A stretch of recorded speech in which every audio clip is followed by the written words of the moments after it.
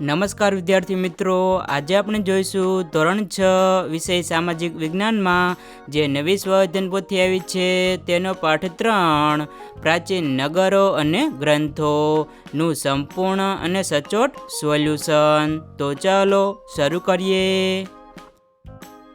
મુખ્ય સવાલ 1, યોગ્ય વિકલ્પ પસંદ કરી જવાબ આપો। પહેલું, ધોળાવીરા નગરની મુખ્ય વિશેષતામાં નીચેનામાંથી કઈ સાચી નથી? તો તેમાં આવશે ઓપ્શન ડી, કચ્છ જિલ્લામાં ભુજ તાલુકામાં આવેલ છે। 2, મોહેજો-દડો હાલ ક્યાં આવેલું છે? તો તેમાં આવશે ઓપ્શન બી, પાકિસ્તાન। 3, મોહેજો-દડો માટે નીચેનામાંથી કયા વિધાનો સુસંગત છે? તો તેમાં આવશે ઓપ્શન એ, ઉપરોક્ત તમામ સાચા। 4, ભારતની પ્રાચીન સભ્યતાનો વસવાટ અને વિકાસ કયા પ્રદેશમાં થયેલો જોવા મળે છે? તો તેમાં આવશે ઓપ્શન ડી, નદી કિનારે। 5, હડપ્પીય સભ્યતામાં અગ્નિપૂજાના અવશેષો કયા બે સ્થળોએથી પ્રાપ્ત થયા છે? તો તેમાં આવશે ઓપ્શન સી, લોથલ અને કાલીબંગન। 6, અગ્નિપૂજાના અવશેષો કયા બે સ્થળોએથી મળી આવ્યા છે? તો તેમાં આવશે ઓપ્શન ડી, લોથલ અને કાલીબંગન। મુખ્ય સવાલ 2, ખાલી જગ્યા પૂરો। પહેલી, ધોળાવીરા કચ્છ જિલ્લાના ખદીરબેટ વિસ્તારમાં આવેલ પુરાતત્વીય સ્થળ છે। 2, લોથલ અને રંગપુર રાજકોટ જિલ્લામાં આવેલ હડપ્પિયન સભ્યતાના સ્થળો છે। 3, સૌરાષ્ટ્રમાં હડપ્પા સભ્યતાના સ્થળોની સંખ્યા 3 છે। 4, ઋગ્વેદમાં આર્યો પ્રજાના સામાજિક જીવન વિશે માહિતી મળે છે। 5, સિંધુ ખીણની સભ્યતામાં લોકો માટી સિવાય તાંબાના અને કાંસાના ધાતુના વાસણો વાપરતા હતા। મુખ્ય સવાલ 3, નીચેના વિધાનો ખરા છે કે ખોટા તે જણાવો। પહેલું, સિંધુ ખીણની સભ્યતા ફક્ત ભારતમાં જ આવેલી હતી, ખોટું। 2, ભારતના પાડોશી દેશ ભૂતાનમાં હડપ્પા સભ્યતાના અવશેષો આવેલા છે, ખોટું। 3, ઋગ્વેદમાં ઋચાઓ સ્ત્રીઓએ પણ લખેલી છે, ખરું। 4, સિંધુ સભ્યતાના લોકો માંસાહાર પણ કરતા હતા, ખરું। 5, હડપ્પિયન સભ્યતાના સમયમાં અનાજના સંગ્રહ માટે ભંડારો બનાવવામાં આવતા હતા, ખરું। 6, સિંધુ સભ્યતામાં પાણીના નિકાલ માટે ગટર જોવા મળતી ન હતી, ખોટું। 7, સિંધુ સભ્યતામાં મકાન બાંધકામમાં પથ્થરનો ઉપયોગ વધારે જોવા મળે છે, ખોટું। મુખ્ય સવાલ 4, મને ઓળખો।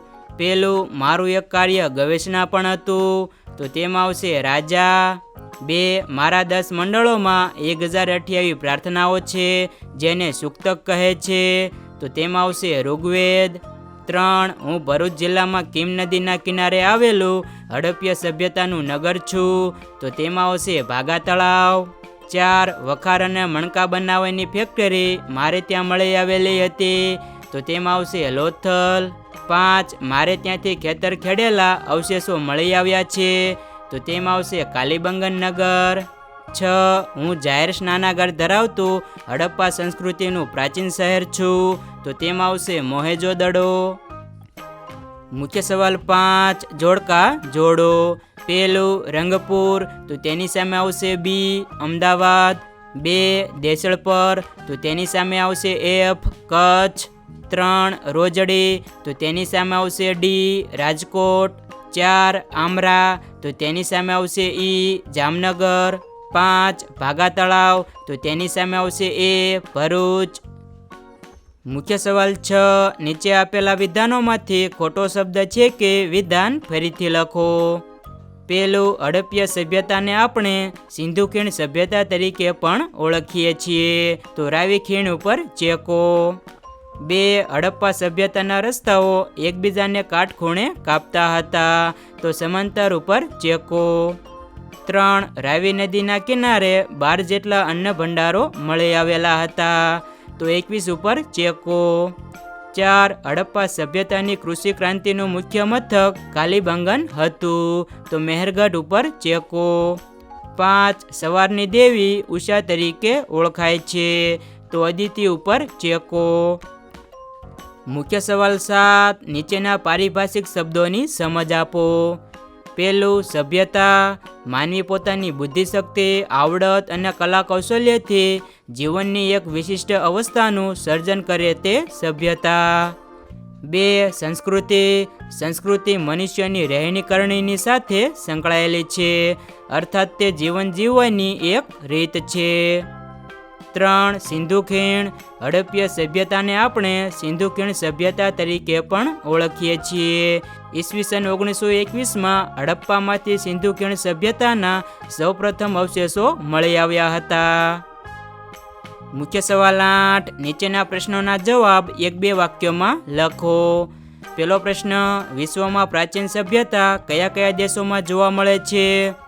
વિશ્વમાં પ્રાચીન સભ્યતાઓના દર્શન ઇજિપ્ત, મેસોપોટેમિયા, ભારત, ચીન, રોમ વગેરેમાં થાય છે. 2. ભારતના કયા પાડોશી દેશમાં પ્રાચીન હડપ્પા સભ્યતા જોવા મળે છે?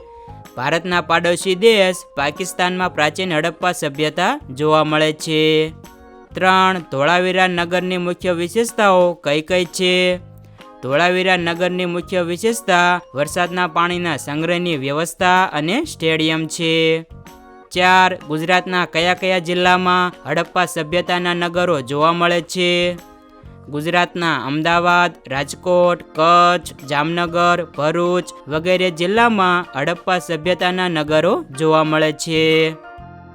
મુખ્ય સવાલ 9. નીચેના પ્રશ્નોના જવાબ 3 કે 4 વાક્યોમાં લખો.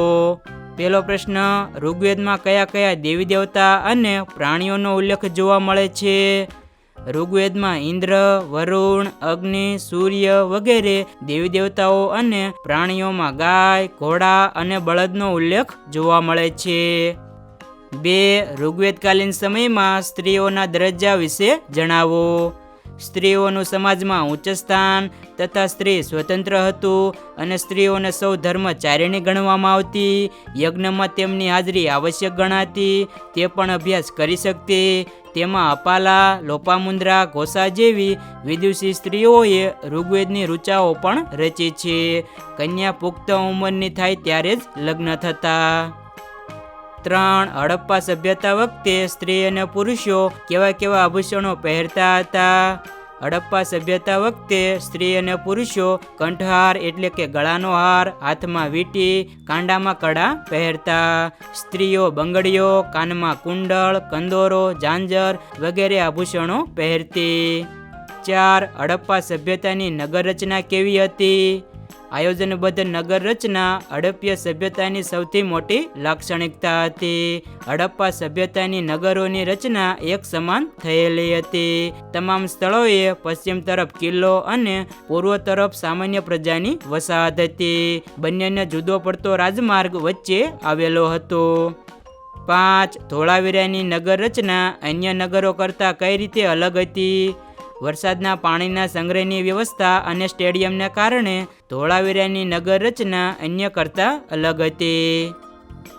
મુખ્ય સવાલ 10. ટૂંક નોંધ લખો. પહેલું, હડપ્પા સભ્યતાનું આર્થિક જીવન. હડપ્પીય સભ્યતાના લોકોનું આર્થિક જીવન મોટાભાગે ખેતી અને પશુપાલન ઉપર આધારિત હતું. લોકો ખેતી, પશુપાલન અને હુન્નર ઉદ્યોગ જેવા વ્યવસાયો સાથે જોડાયેલા હતા. ઘઉં, જવ, બાજરી, તલ, સરસવ જેવા પાકોની ખેતી કરવામાં આવતી. આ સમયે હડપ્પાનું સુતરાઉ કાપડ ખૂબ જ મશહૂર હતું. તેની મેસોપોટેમિયા અને ઇજિપ્ત સુધી નિકાસ થતી. આથી એમ કહી શકાય કે આ સમયે આંતરરાષ્ટ્રીય વેપાર થતો હશે. ખરેખર હડપ્પા સભ્યતાનું આર્થિક જીવન ખેતી, વેપાર, પશુપાલન, માટીકામ, ધાતુકામ, શિલ્પકલા જેવા વ્યવસાયો પર નિર્ભર હતું. 2. હડપ્પા સભ્યતાનું સમાજ જીવન. હડપ્પીય લોકોનો મુખ્ય વ્યવસાય ખેતી અને પશુપાલન હતો.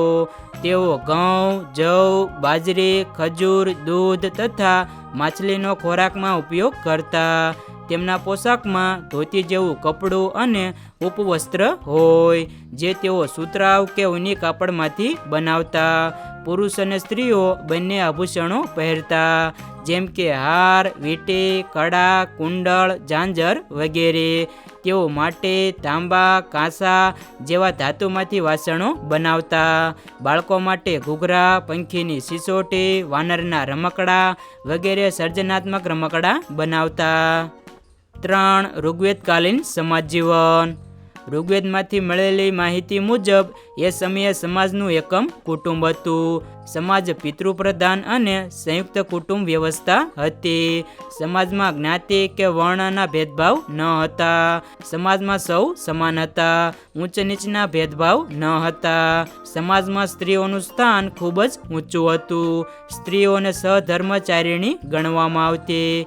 યજ્ઞમાં તેમની હાજરી જરૂરી મનાતી. સ્ત્રીઓ અભ્યાસ કરી શકતી. એ સમયની લોપામુદ્રા, અપાલા અને ઘોષા જેવી વિદુષી સ્ત્રીઓએ ઋગ્વેદની ઋચાઓ પણ રચી હતી. આ સમયે કન્યા પુખ્ત ઉંમરની થાય ત્યારે જ તેમના લગ્ન કરવામાં આવતા.